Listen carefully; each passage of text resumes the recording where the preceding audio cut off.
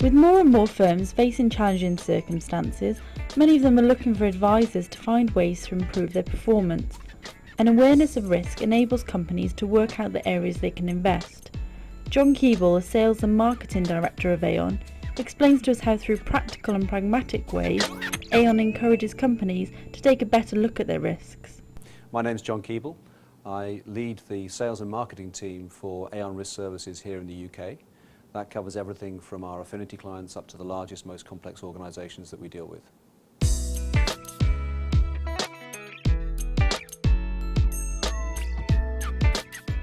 I think the most important thing about helping firms to get a better handle on how they manage risk is firstly to help them to understand that there is an issue.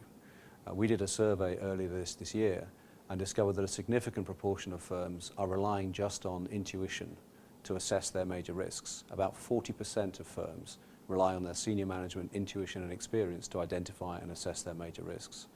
And only about 20% of firms actually involve their board in that process. And that to us seems like a significant exposure. And the exposure really comes in two sides. It's partly just from a corporate governance point of view.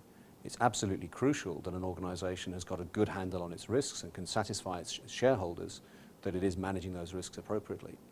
But it also makes commercial good sense, because if you are properly aware of the risks, you can work out the areas where you can invest in order to improve the performance of the organisation and to reduce the risk to the shareholders, to the employees and to the customers.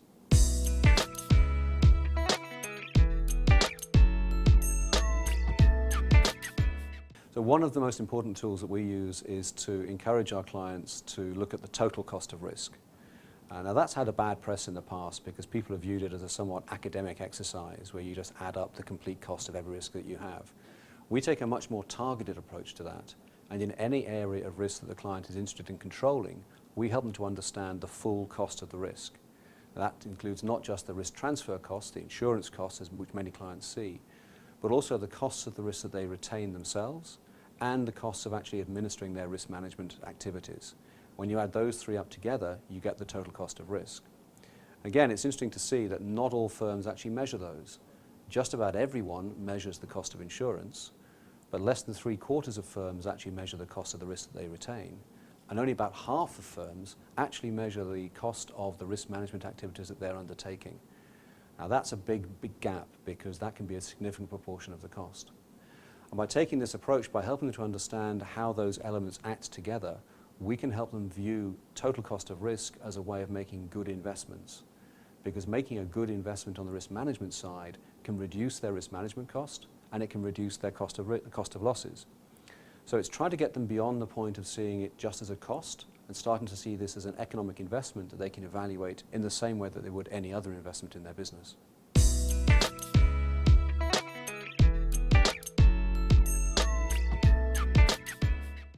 It would be nice to think that the recession's ending.